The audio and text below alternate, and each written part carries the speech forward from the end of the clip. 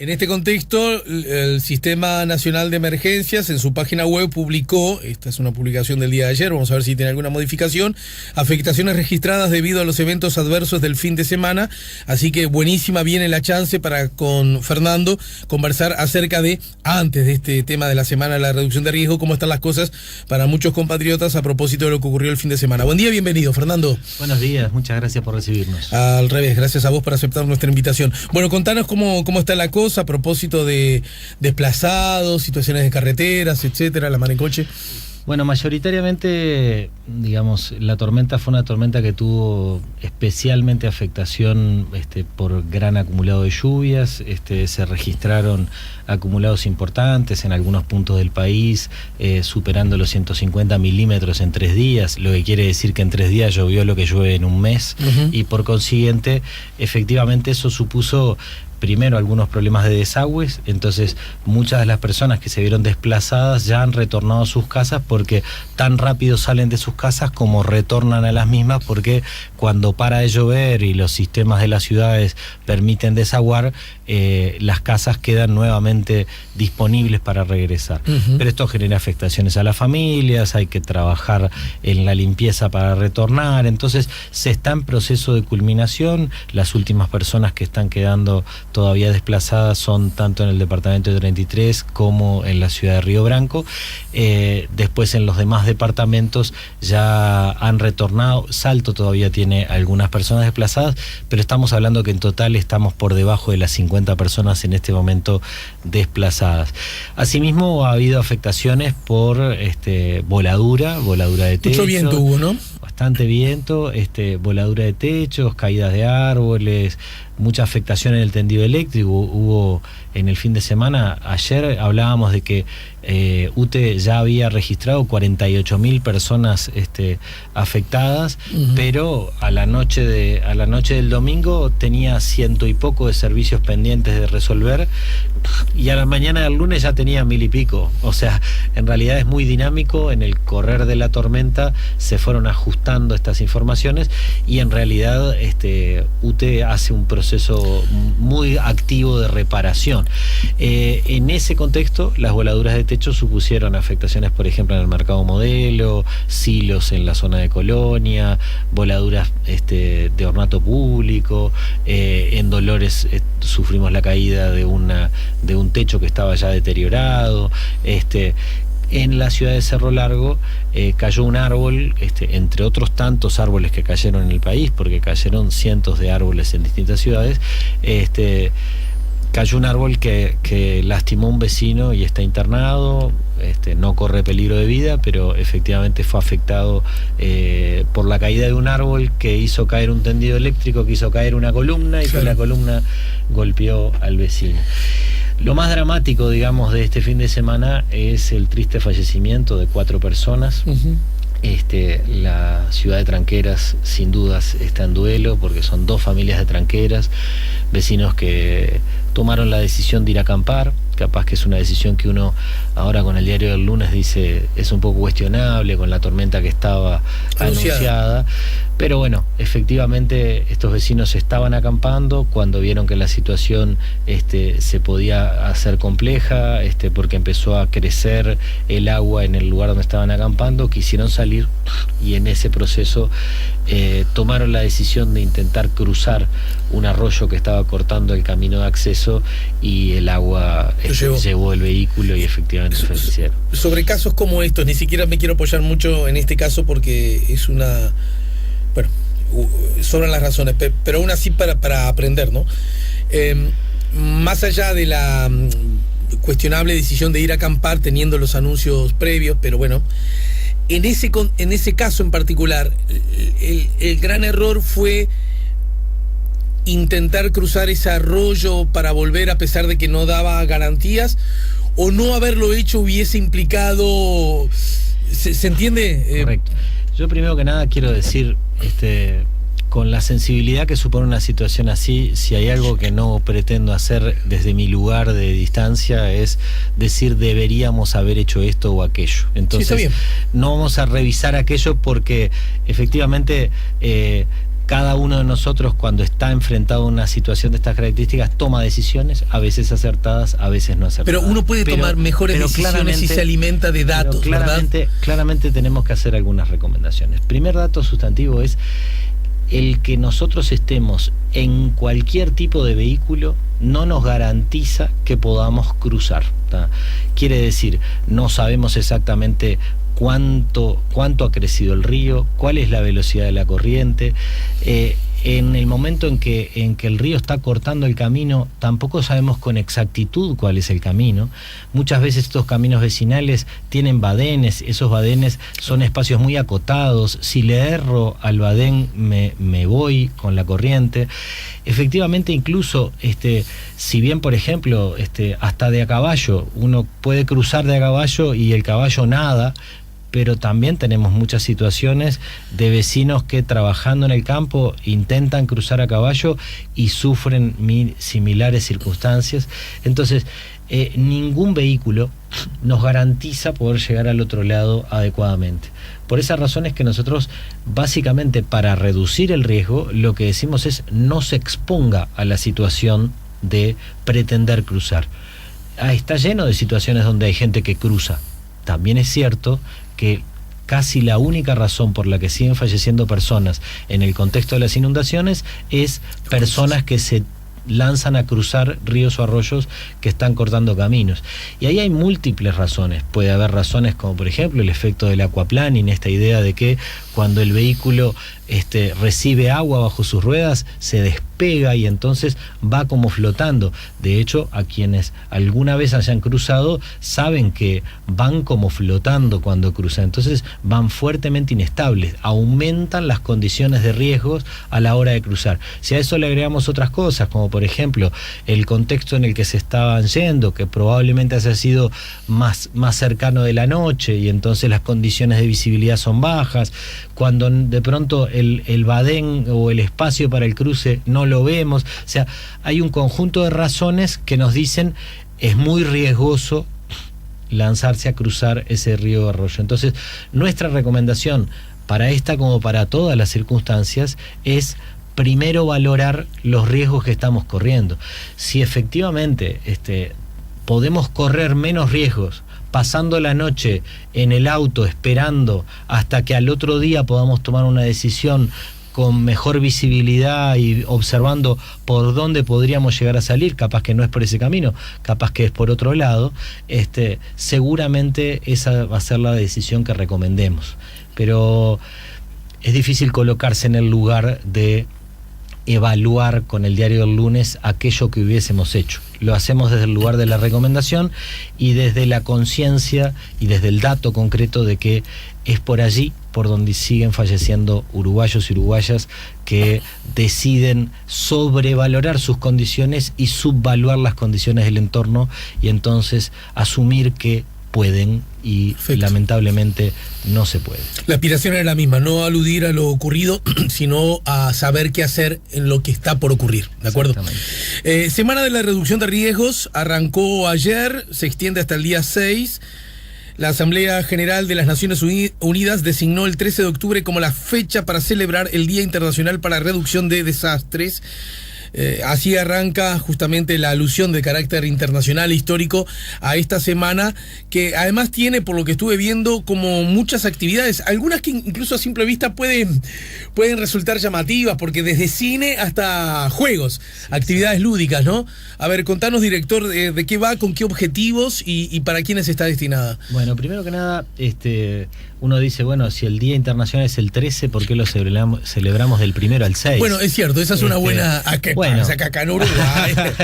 No, casualmente nosotros tenemos otra semana que también se ha ido instalando en Uruguay y que sucede la semana que viene, y en años anteriores nos pasó que decidimos no hacer más actividades que solamente celebrar el día en respeto a la semana de la seguridad en el tránsito que impulsa UNACED y que es la semana que viene. Entonces, nuestro deseo además es que efectivamente allí también se gestionan riesgos, y por esa razón claro, es que hemos decidido, alejar un poco nuestra semana de la fecha internacional pero reconociendo y valorando el mismo lema y el mismo sentido. Todas estas instancias internacionales lo que hacen es como colocar en la agenda pública un tema que es de interés para todos. Y en Uruguay lo que queremos hacer notar es, a la luz del lema internacional que dice resiliencia para todos en este año, el concepto de resiliencia es esta idea de poder resolver adecuadamente o adaptarse, salir adecuadamente de situaciones adversas. Uh-huh. Eso es un concepto que se aplica a los materiales, que se aplica a los sistemas ecológicos, que se aplica a las ciudades y que se aplica a las personas. Y que en buena medida la resiliencia es esta capacidad que desarrollamos de recibir adecuadamente y salir bien parado de una situación compleja, y eso tiene que ver con reducir los riesgos. Para reducir los riesgos lo primero que tenemos que hacer es comprender qué es el riesgo. El riesgo no es solo la amenaza, el riesgo no es la crecida, el riesgo no es el viento, el riesgo no es el incendio, ¿tá? El riesgo en realidad se genera por el encuentro entre esa amenaza y una vulnerabilidad. Exacto. Entre esa amenaza y una exposición. O sea, para mí no es riesgoso un incendio que sucede en el norte del Uruguay, porque yo estoy acá en Montevideo. Entonces no estoy expuesto a esa amenaza y por consiguiente yo no tengo riesgo. Es riesgoso para quienes estén expuestos. Pero además, de entre quienes estén expuestos, hay quienes son más vulnerables y quienes son menos vulnerables. Por ejemplo, una crecida deviene en inundación en la medida que haya cosas que estén expuestas a esa crecida. Exacto. Entonces, si tenemos gente viviendo en el borde de los ríos o los arroyos y efectivamente cuando crecen se inundan las casas, en realidad tenemos gente que está expuesta y además, especialmente, tenemos gente vulnerable. Yo recuerdo hace ya, este cuento tiene algunos años y es una tendencia que no ha cambiado. Diría que al revés, hasta casi se ha agravado, que un meteorólogo de un canal de televisión, no importa ni qué canal ni qué meteorólogo, aludiendo a las temperaturas, dijo, esto ya tiene unos cuantos años, bajas y peligrosas sensaciones térmicas. Y yo recuerdo que en mi casa vi eso, y sin tener estos datos más académicos, yo dije, está mal en la definición, porque la temperatura en sí misma no es peligrosa. Claro, es peligrosa si estás mal alimentado, mal abrigado, si estás expuesto, si tu casa no es buena. Entonces podemos llegar a la conclusión que lo que es peligrosa es la pobreza, ¿verdad? Que no te da buen abrigo, que no te da buena salud, que no te da buena alimentación, que no te da buena cosa. Dejemos de poner el foco en los eventos naturales y hagamos el foco en lo que podemos resolver, que haya menos. Yo lo llevé para un costado, completamente, ¿no? así. De eso estamos de acuerdo, que el riesgo es eminentemente socialmente construido. Por esa misma razón es que si nosotros asumimos que el riesgo es socialmente construido, bueno, por ejemplo, tú decías, seguramente yo soy más vulnerable si no tengo información. Naturalmente. Yo soy más vulnerable si efectivamente tengo condiciones de base que en realidad no me permitan defenderme adecuadamente ante la situación. Entonces, efectivamente, en la medida que nosotros, en las ciudades, en la medida que nosotros institucionalmente en el país, en la medida que cada uno de los vecinos eleve sus factores de protección, es decir, por ejemplo, analice su entorno inmediato cuando la situación ha cambiado, y entonces nosotros invitamos a los vecinos, y no es un mensaje subliminal que voy a dar, invitamos a los vecinos a tomar un mate, que es un momento de análisis temprano del entorno. Igual dio resultado, porque acá va. Un momento ¿No te de había análisis. dado todavía? Todavía no, no pasa nada. Y te lo había prometido.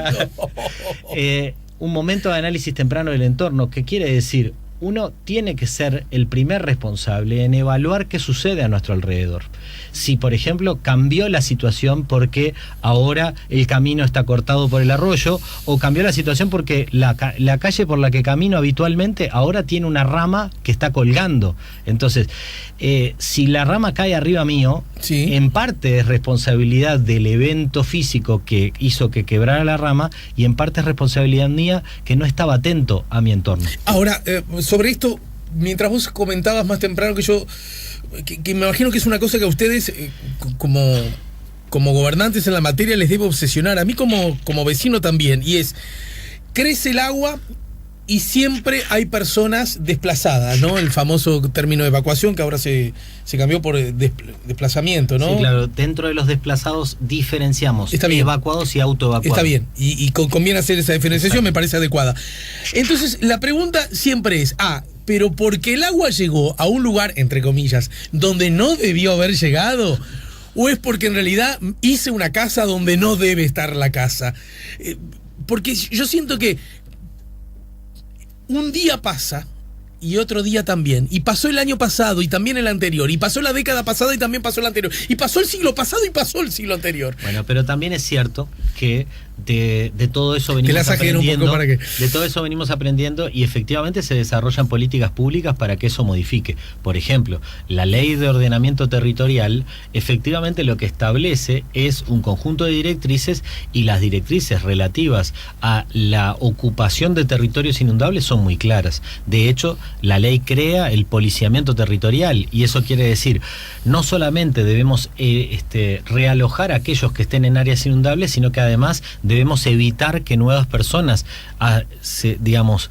tomen terrenos inundables como terrenos de habitación, y por consiguiente el policiamiento territorial es el responsable de evitar que esto pase.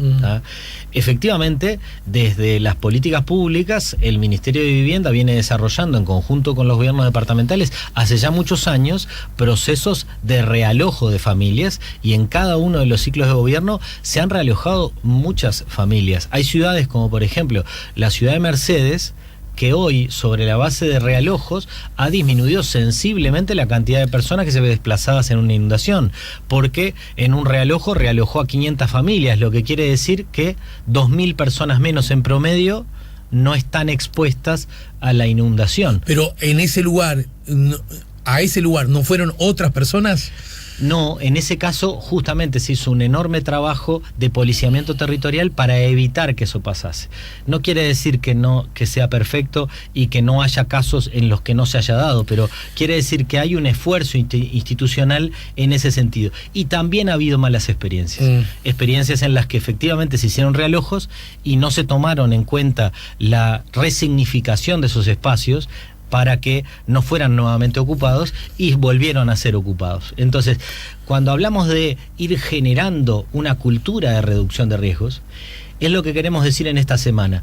Somos todos parte de este proceso. Lo hacemos como gobierno nacional, lo tienen que hacer los gobiernos departamentales, lo tienen que hacer los gobiernos municipales, lo tienen que hacer los privados cuando deciden dónde ubican sus emprendimientos y si esos emprendimientos pueden ser generadores de riesgos para otros, como también lo hacen y lo deben hacer las personas. Reducir los riesgos en mi casa tiene que ver con que cuando salgo de mi casa por largos días apague el gas, desenchufe los artículos eléctricos para que no se rompan con la eventual caída de rayos, o sea, de tormenta eléctrica. Es decir, yo tomo algunas decisiones en mi casa. Entendido. Que efectivamente reducen mi riesgo. Y cuando no las tomo, ¿a qué? Ya sé que casi me meto en un plano que tiene que ver con lo psicológico, lo antropológico, pero ¿qué nos pasa a los humanos que en algunas circunstancias, que alguien desde fuera puede decir, mirá, papá, estás tomando un riesgo innecesario, ¿no es cierto? Que aún así como que metemos para adelante, ¿no? ¿Qué es lo que nos viene? ¿Estamos atravesados por la cultura de qué? De la inmortalidad, del todopoderoso, a mí una lluviecita no me va a dar vuelta? Y cómo a su vez, como contracara de esto, logramos tener vidas amables, creativas, seductoras, y que no se vean achicadas porque llueve. Llueve. Tampoco se entiende como los dos extremos. Yo creo que estamos tironeados de ambas puntas. En buena medida es así. De hecho, la raigambre cultural que tenemos nos lleva a esta idea de que en el Uruguay nunca pasa nada, que vivimos en un país suavemente ondulado. Y entonces eso nos juega en contra. Es más, al punto que cuando alguien es precavido, uno dice es paranoico. O sea, en realidad el estar precavido es una cosa que no es adecuadamente reconocida en nuestro país. Y entonces el hacernos conscientes de lo que nos va aconteciendo y de la responsabilidad que nos corresponde a todos supone un cambio cultural que es muy paulatino. Prevenir es un trabajo de largo aliento, por eso es que a nosotros nos gusta decir que el Sistema Nacional de Emergencias trabaja los 365 días del año, porque uno parte de la presunción de que se activa en la emergencia, y eso es falso. Nosotros trabajamos todo el año, trabajamos fuertemente en la planificación para lo que tiene que ver con la gestión prospectiva del riesgo, es decir, cuando nos desarrollamos, queremos tratar de desarrollarnos sabiendo que vamos a generar riesgos, pero tratando de minimizarlos al máximo y previniendo para que esos riesgos, no nos afecten. Uh-huh. Cuando trabajamos en gestión correctiva del riesgo, es decir, identificamos,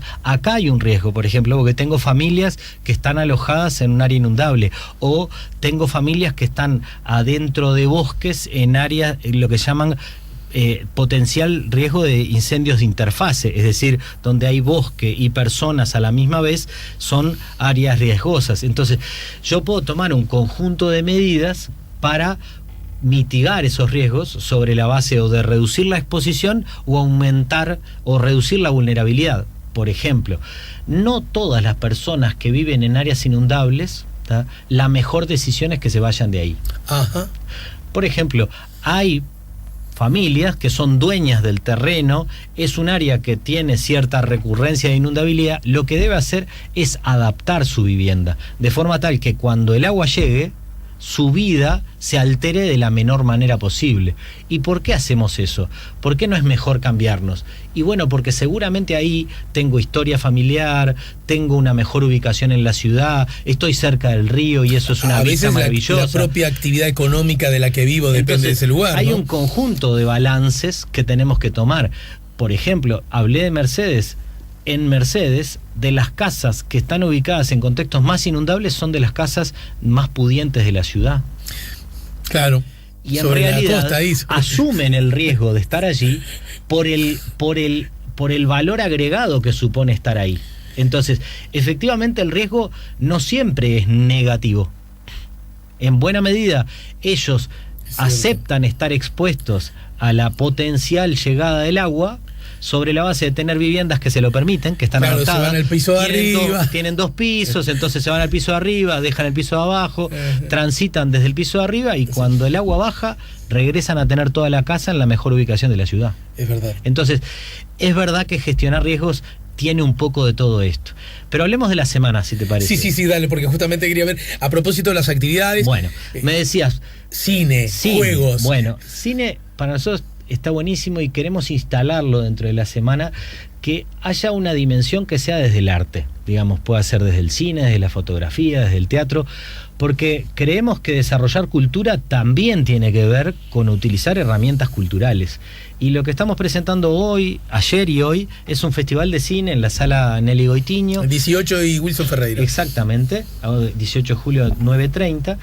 Y la muestra de cine se llama Cine y Resiliencia. Ayer se proyectaron un largometraje que se llama Media Vida en Fukushima, que es una producción suizo-japonesa y francesa, y un corto que se llama El Enemigo, que es una producción cubana. En el caso de Media Vida en Fukushima, es la vida de una persona que decide regresar a su casa en una zona que ahora está prohibido habitar después del desastre de Fukushima. Claro. Y entonces cómo construye su vida en un territorio además que está radiológicamente prohibido, digamos, y cómo se hace fuerte en ese contexto de enorme exposición y debilidad, ¿tá? Entonces, cómo construye mecanismos para ser resiliente ante eso.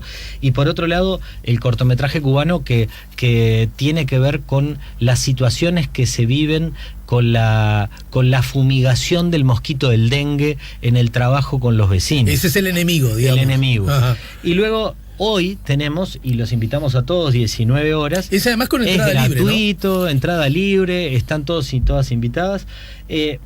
vamos a proyectar, hoy sí es el capítulo uruguayo, digamos, un cortometraje que se llama La Creciente, que justamente habla de estas cosas que estábamos hablando, de cómo se relacionan esas familias con el agua, con ese río que va y que viene, y que les da el permiso de estar en su casa cada vez que el agua se va y los desplaza cada vez que el agua viene. Este es un cortometraje hecho hace un par de años, el realizador es Juan Martín Xavier.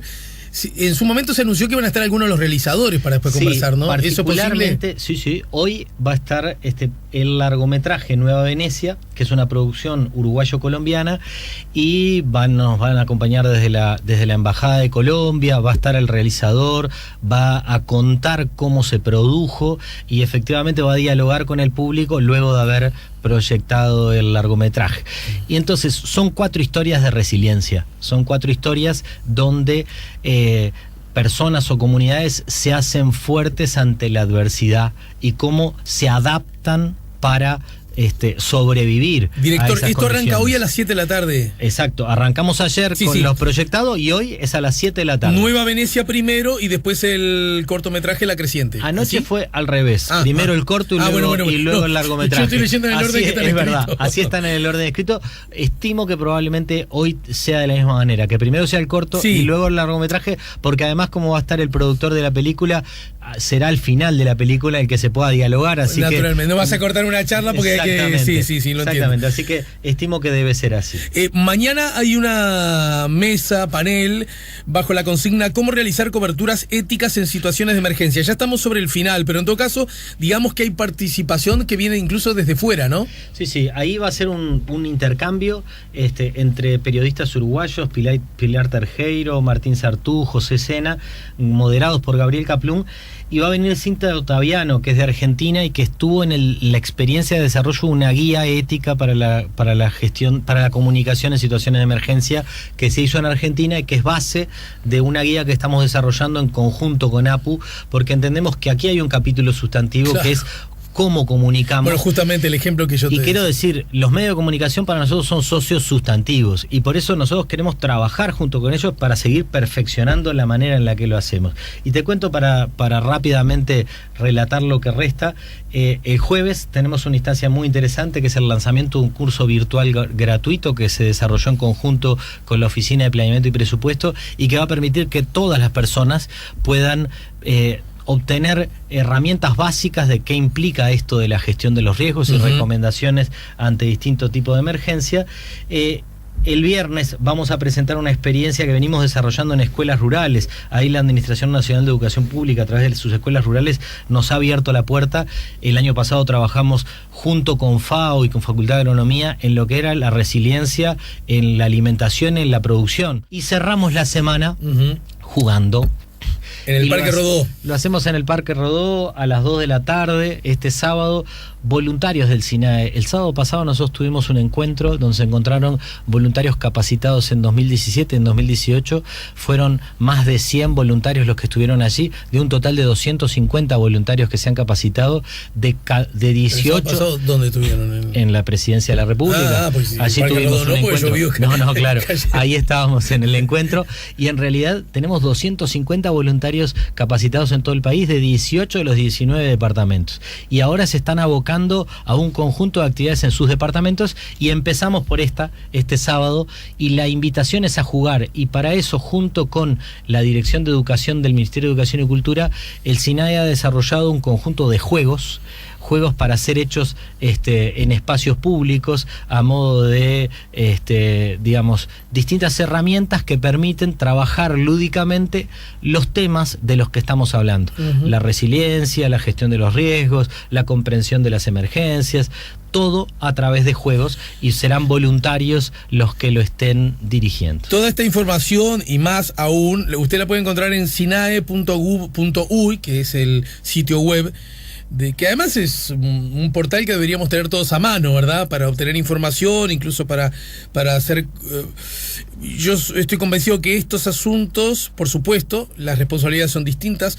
Gobernar no es lo mismo que no gobernar. Completamente. Pero sin embargo, y muchos otros asuntos nos tienen a cada uno de nosotros los ciudadanos también como hacedores de una realidad, ¿verdad? De una conducta, de una ética, de un intercambio horizontal entre cada uno de nosotros, más allá de lo que los autoridades autoridades digan, propongan y nos sugieran, ¿no? Nosotros también somos dueños de hacia dónde vamos. Completamente de acuerdo. Nosotros no rehuimos en nada de la responsabilidad que implica gobernar, y la gobernanza del riesgo supone un fuerte trabajo todo el año interinstitucional de gestión de recursos, de análisis, de planificación, de revisión, de aprendizaje.